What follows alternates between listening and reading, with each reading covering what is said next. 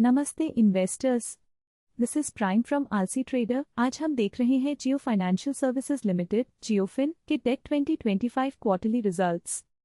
इस क्वार्टर जियो financial services ने revenue में जबरदस्त ग्रोथ दिखाई है, पर नेट प्रॉफिट में कमी आई है।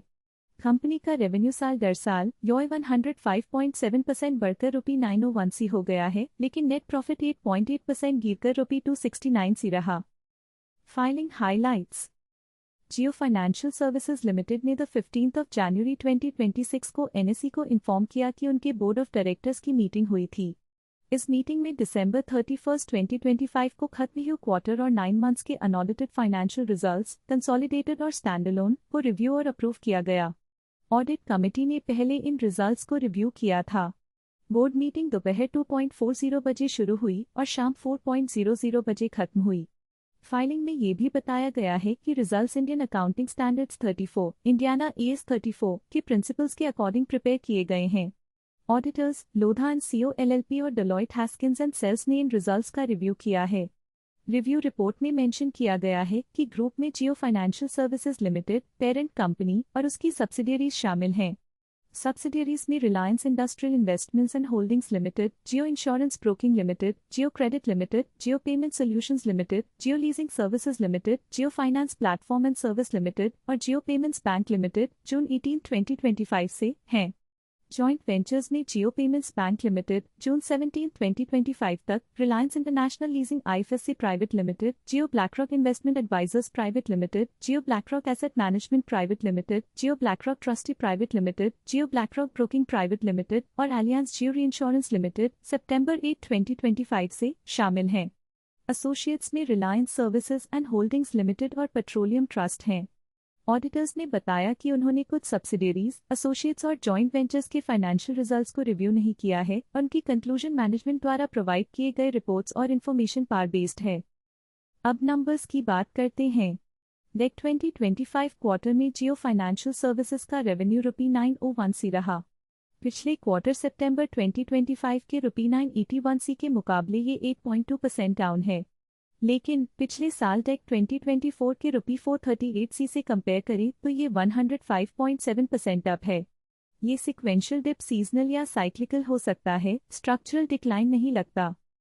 ऑपरेटिंग प्रॉफिट इस क्वार्टर में ₹555 रहा। सितंबर 2025 के ₹688 से ये 19.3% डाउन है। पर डेक 2024 के ₹313 के मुकाबले ये 77.3% अप है। ऑपरेटिंग प्रॉफिट मार्जिन OPM इस क्वार्टर में 62% पार कंट्रैक्टेड। सितंबर 2025 में ये 70% था तो Coke 8 percentage points PP contracted हुआ। डेक 2024 में ये 71% था तो योय भी 9 परसेंटेज पॉइंट्स PP कंट्रैक्टेड हुआ है। मार्जिन्स पार कॉस्ट प्रेशर या प्राइसिंग वीकनेस दिख रही है। OPM ट्रेजेक्टरी देखें तो डेक 2024 में 71%, मार्च 2025 में 69%, जून 2025 में 75%, सितंबर 2025 में 70% और अब डेक 2025 में 62% है। क्लियर कंट्रैक्शन दिख रहा है। नेट प्रॉफिट इस क्वार्टर में ₹269 रहा। सितंबर 2025 के ₹695 से ये 61.3% डाउन है और डेक 2024 के ₹295 से भी ये 8.8% डाउन है। नेट प्रॉफिट मार्जिन NPM भी इस क्वार्टर में 29.9% पार कंट्रैक्टेड। सितंबर 2025 में ये 70.8% था तो Coke 40.9 percentage points PP contracted हुआ। डेक 2024 में ये 67.4% था तो योय 37.5 परसेंटेज पॉइंट्स PP कंट्रैक्टेड हुआ है। EPS अर्निंग्स पर शेयर इस क्वार्टर में 42 पैसे रहा।